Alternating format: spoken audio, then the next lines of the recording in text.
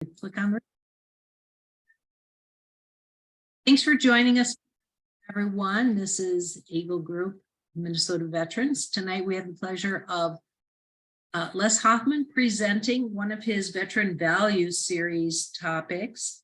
This week, he's going to be talking about failure is not fatal. And we always appreciate Les's contributions to our organization and to helping our veterans in career transition. So I'm going to turn it over to Les right now. Thank you. And again, it's always a pleasure to cover down on these topics. This one actually has come up quite a few times. And what I find interesting about the whole idea of failure is not fatal, but the way veterans take a look at the business world, and you would suppose that everything is fatal. And sometimes they have fears that mount up that paralyze them from moving forward. So again, I've talked to many veterans who've shared their combat backgrounds and really never wavered during a time of adversity.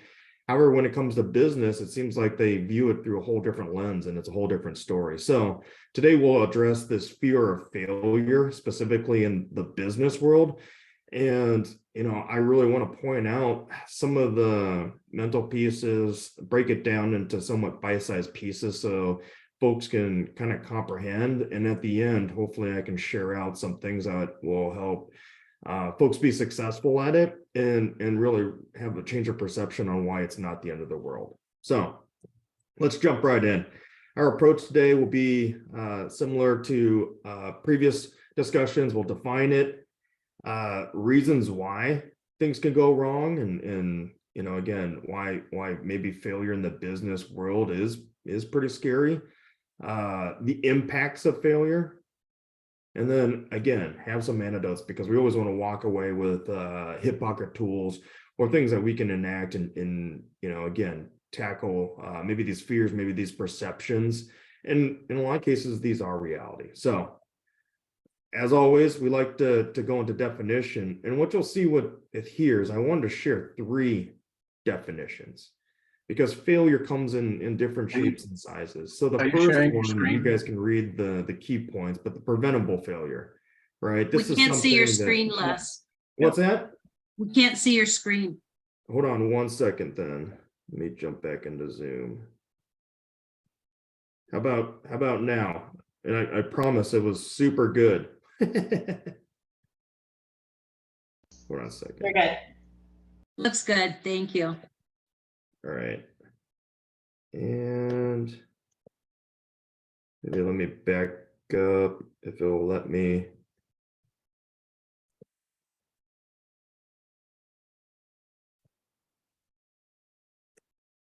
All right. So quickly, there you go. The intro, I was talking again, super interesting subject. We'll go through the definition, reasons, impacts, and again, some hip pocket tools to overcome. And we fast forward to the definition. So thank you for jumping in. Again, I didn't have a fear of failure, or else we would have to record the whole opening again, right? So there you go. You just got to jump forth and try to do good things, and things will happen. But so there's 3 definitions I'd like to cover for failure, because it comes in all different shapes and sizes. And preventable failure, I probably should have asked, can you see my screen? So maybe that was preventable, right? Great example. I'm not going to read all the words. I think you can catch on. A complex failure, that's a system breakdown. And even though you have expertise or may have done something, it's just so complex that you can't cover everything in a test. An intelligent failure. And I think this one's interesting, and folks, we do this a lot in the military, where the intelligent failure is to create so realistic training, run-throughs, whatever you want to call them. But in the business world, it's not done as much, but there's different areas. And I think there's techniques in order to key in on that, to create safe environments for folks to fail, right? So those 3 definitions, I think, again, carry those through on the continuing slides, because I do think it makes a difference of what type of failure that people fear. And I think it is very important to understand which fears you have in order to address them and overcome, right? So reasons, this is, I think, one of the coolest slides I've found on it. And what you'll see just in a general sense, I know there's a lot of words and I'm not going to read through all of them, but on the left-hand side, you'll see that the failures caused by essentially someone wanting to fail or the lack of attention or, commitment that they've put into it. On the right-hand side, you'll see that, again, failure can happen, but it's more in a testing / safe space. And in the middle is, the meat of it, right? Passively engaged, or there's gaps within, whatever business actions, objectives, tasks, or, outcomes that had gaps. So again, on this reasons, and I want to pull out a couple of them. Lack of ability, right, in the middle, task challenge, and uncertainty, right? Those three in themselves point to, key things that an individual goes, hey, if I do this and I fail at it, it's very visible, it's transparent, right? And how do I know if I'm going to be successful if I'm uncertain about, all the different factors and inputs that could be there, right? Process complexity, process inadequacy. Again, there's a lot of things that can factor into the failure of any task, event, or even long-term objective that the company is investing in. And in fact, we see a lot of that in CapExes where the companies invest in certain things, or leaders or executives have based the company growth on a particular path or course that they think the market or customers expect from their business, right?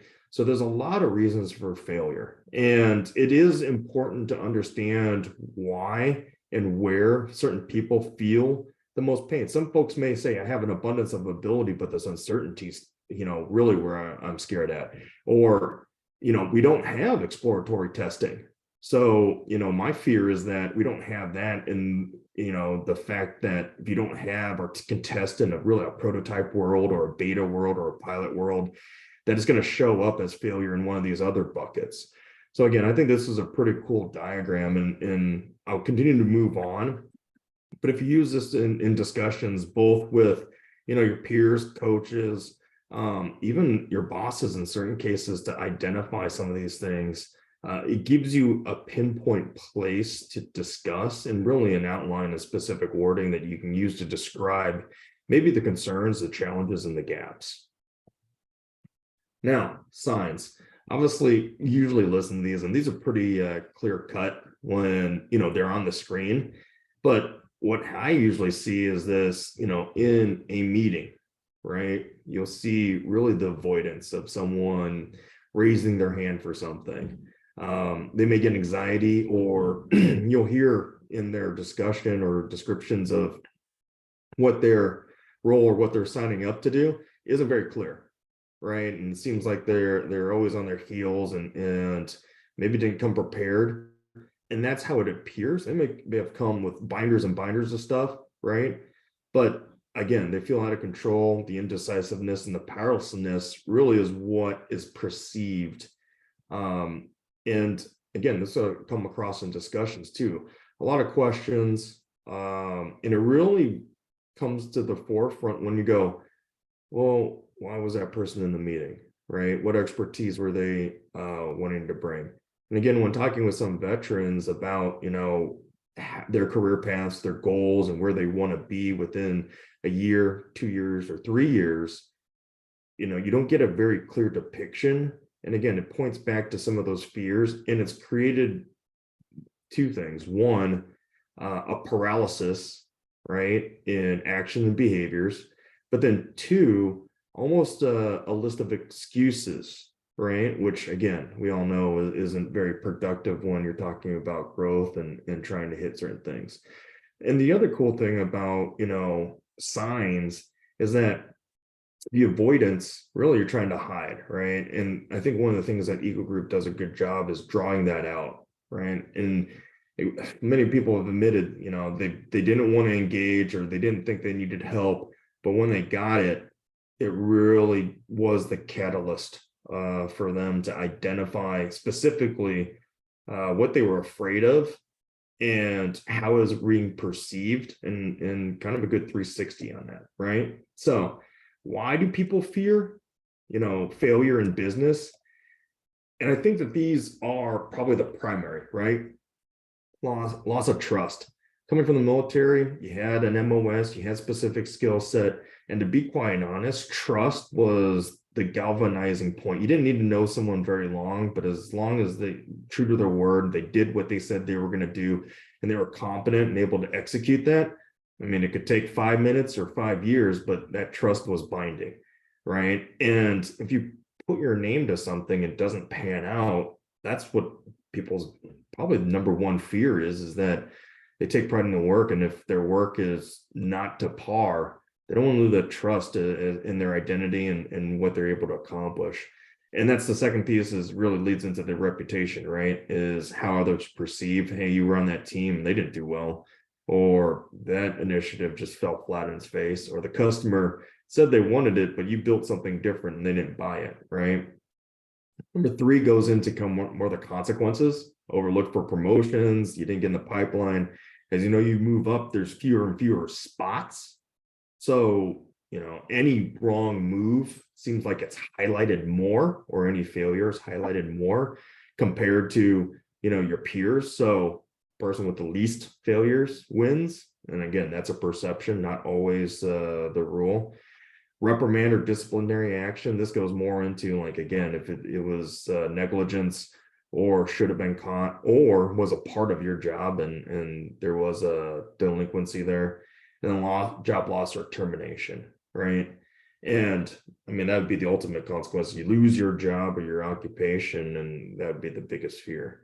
Now, again, all these are real, and I have to say that, being in the business world for 15 plus years, there is a lot of truth to this. And I wouldn't say, I'm not going to lie to anybody that these aren't something that you should be fearful for, because I hate to say it, when we talk about how many safe spaces people have to fail, there aren't many, right? Again, in the military, you may have in your workups, right? It's a 6-month workup. 3 months of that is training in a simulated environment that has been built for you as both leaders and followers to fail and be evaluated. In the business world, that's 2/4 of business, right? And they just don't have that time. In fact, even committing a couple of days to simulations and working through from product development, a system development or engineering standpoint, usually isn't invested in. So it's realistic that people have these fears. And what do leaders and bosses judge folks off of? I mean, in the past, I have had folks that, the reasoning for somebody not getting promoted or moving into a specific spot was because they pulled up, a failure or a shortcoming, and that was the difference, right? So these are definitely realistic things to look at. But I do water down the amount of fear that people have with, you could do, or you could be fearful, or you could just tread water and go middle of the pack, not outlandish, but obviously not falling short in your duties. And you could still be impacted by, let's say, layoffs, customers that, have moved away from your company. And now that's a loss of account affecting the company. There's things that could change in, the business world, and now your role or your specific expertise has become obsolete. And it's all these things that could happen that are out of your control, right? That you should be fearful as well. Now, the reason why I say it needs to be watered down is because, again, if you're living your life in fear, then you're not going to do much. And another great diagram I saw on this, and the reason why I like this one is it's associated with change, really the impacts. And change in itself is the number one thing that highlights and extracts how people really behave under pressure. It really exemplifies what their true fears are. And it puts really a sense of timing in regards to how you deal with it, right? And again, when you exacerbate a lot of those pressures and a lot of things coming to an individual, you really see their true colors. And in the military, that's what all that training and preparation was, all the run-throughs. It wasn't necessarily for you to be able to jump into a certain scenario, use your skills and adapt and overcome, because in reality, the environment was going to change. It was based off of historic information, not what the enemy or combatants would do in the future. And it was more so about it, 80% of how you handled yourself, if you still had motivation, if you get past the denial and frustration and really accelerate into understanding, experimentation, and quickly overcoming, adapting and overcoming, right? And that's literally when I look through these stages in this, I go, it's the same thing. At some point, you've had some frustration, denial, frustration, again, all those avoidance in your role and so forth, and it's created some type of anger and fear, right? There's been some disruption, or you have a lack of faith or confidence in your leadership, right? Someone's been playing the blame game, and all you have to go off of is that if there's failures or something, there needs to be somebody that gets thrown under the bus, right? So, I've had truthful conversations. If that's the environment, you need to leave that business and you need to go find a new role, right? Either within the company or outside. And that's where folks start to understand the experimentation, the acceptance of, what the current state is, right? And when they start learning, understanding, networking, and they truly find that role, again, within their company or outside, that they start to grow. And it's a very powerful thing to kind of get out of this rut. And that's another reason why I like this diagram. You can see just visually how things can decline, things can spiral. And it does take, a team of folks that you trust in, folks that will give you an honest answer in what they see and the evaluation of how you've been presenting either the facts or concerns, your fears, and even your behaviors and approach to getting out of it. And they can just give you a true litmus test of whether or not they believe you. But then also a time-bound piece where if they were to regroup with you either in 2 weeks or 30 days to say, and ask you, where are you at now? Give you a true evaluation of what you've been able to tell them. Did you actually move, or did you stay paralyzed and fearful, right? I like this quote, and you guys can read it. But I do think it exemplifies the fact that a lot of times for motivational purposes, companies do build out these career paths for their top folks.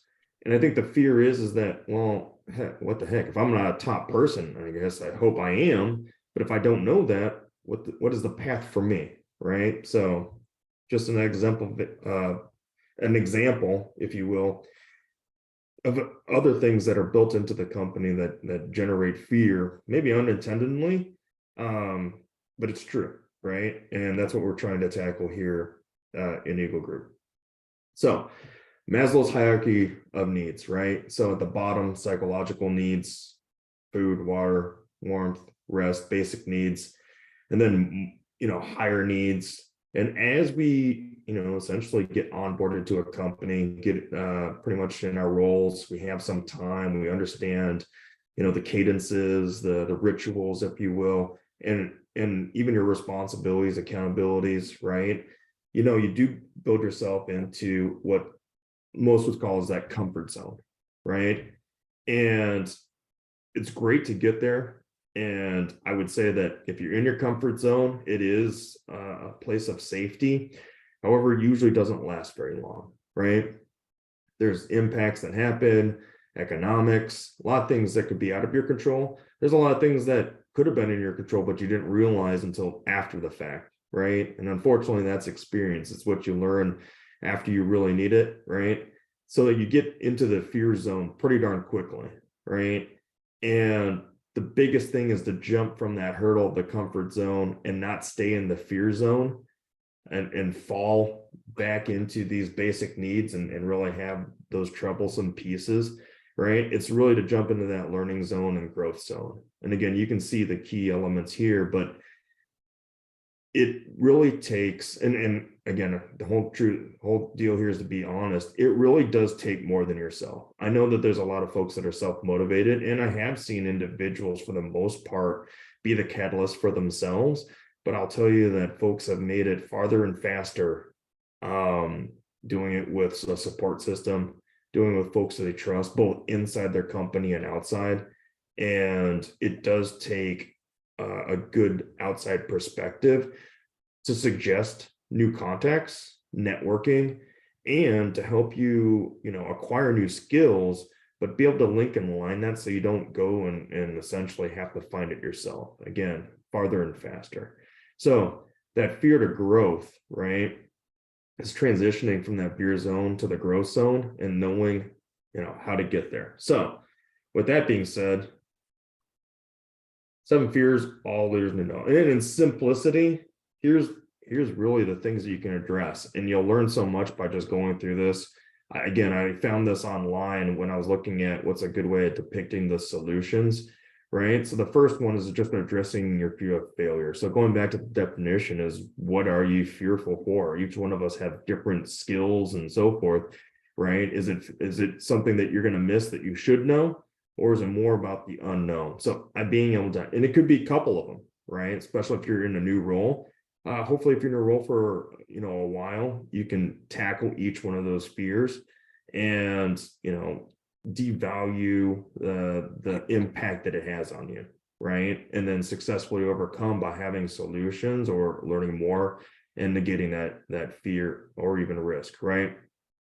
The fear of being accountable. Usually we don't want to be accountable for something we don't know is going to win or has a good percentage, right?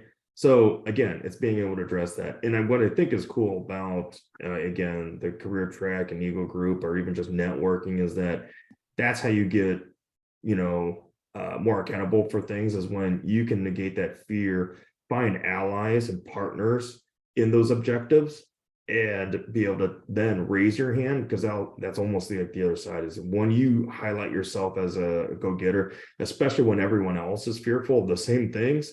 That's how you set yourself apart, right? If you're going to run towards the fire, people are like, why would you do that? And you can tell them, hey, I got 2 buckets.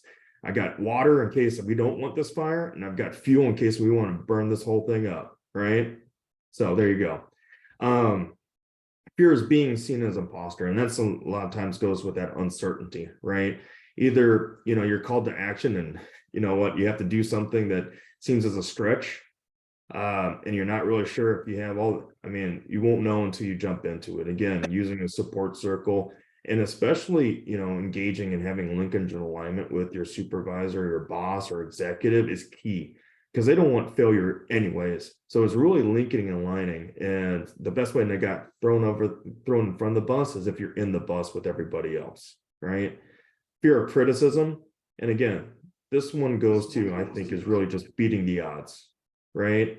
And if you have good odds, if you have a good makeout, if you have a good approach, then guess what? The fear of criticism really gets negated by the fact that you had a plan, you had the approach, it was executed, you had a good 360, you socialized the items for anybody's input. And by the time everything was executed, maybe you had a couple prototypes, some betas, some pilot cases, so that you didn't jump fully in. And to be quite honest, the fear of criticism is that you could be in a place where you said, that's fine, but we were looking to fail fast so that we didn't waste a lot of the company's money if this wasn't going to pan out, right? Fear of making hard decisions. This one, I think you have to overcome when you move higher into the company, because all the easy decisions are taken care of by supervisors and managers. I don't necessarily mean that it's degrading the decision making there, but they're the first line of defense when it comes to making hard decisions, right? And it could be very voluminous. What I mean by this is that once it gets past that level, right, then it goes to senior managers, directors, and those are really tough ones. I mean, again, it's reaching that line because there's escalation. A lot of times it has to do with money, impacts to customers, satisfaction, deterioration of business, whatever the case may be. And by the time you get to the executive level, you're making tough decisions about where the company is going to be. And if you miss that, now you're talking about revenues, bonuses, infrastructure, investments, in answering questions of where your company is supposed to be both internally and externally, right, to shareholders. So again, if you're making hard decisions, the flip side of that is, again, if you're working and you're making solid decisions based on evidence, based on trends, based on what you have accomplished thus far, then you can keep that path while adjusting course based on new information. And making a hard decision is not the same as just making a decision for the sake of decisions. And again, I think that's a great topic to bring up with, again, your managers, your directors, or executives, because they'll give you insights to what they think by just answering the question. Hey, what do you think about this? Or this was brought up and it was escalated. And, we have this on the plate, right? Or, hey, a decision was made about this 2 weeks ago. How'd you feel about that? Would you have made the same decision? Should we have done something different? Fear of taking risks. I hate to say this, but that's an internal gut check, right? And again, based on all the other ones, you can definitely subside some of those fears, right, of taking risks if you know what path and objectives you're trying to hit. The fear of speaking out, and I think this one is respective to the culture at your company. And that's the reason why I really like this one, is that all of these have the kind of their niche, but the spirit of speaking out, I really think covers down on the culture of your company. And then that's something that you can cultivate as a leader within your company. But if you're having brash results or you're hitting your head against the wall, then it could be your sign to move on, right? So again, all these should be empowering and ways to overcome these fears. With that being said, all right, I'll go ahead and end there and open it up to questions, Renee.